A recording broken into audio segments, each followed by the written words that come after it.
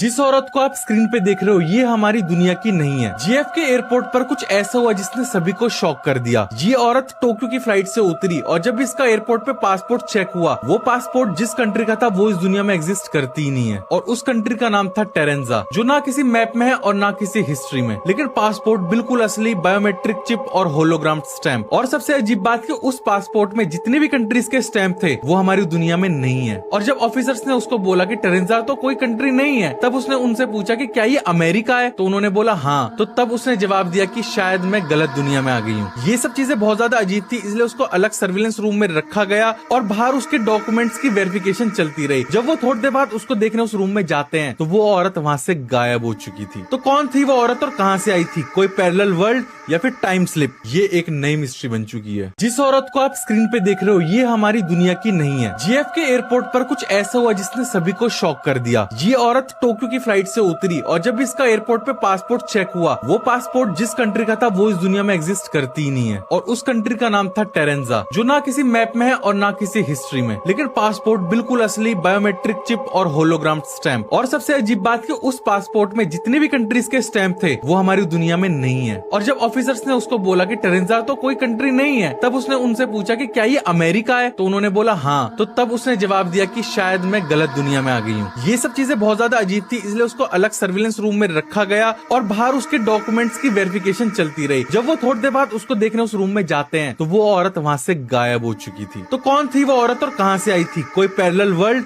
या फिर time slip? ये एक नई मिस्ट्री बन चुकी है।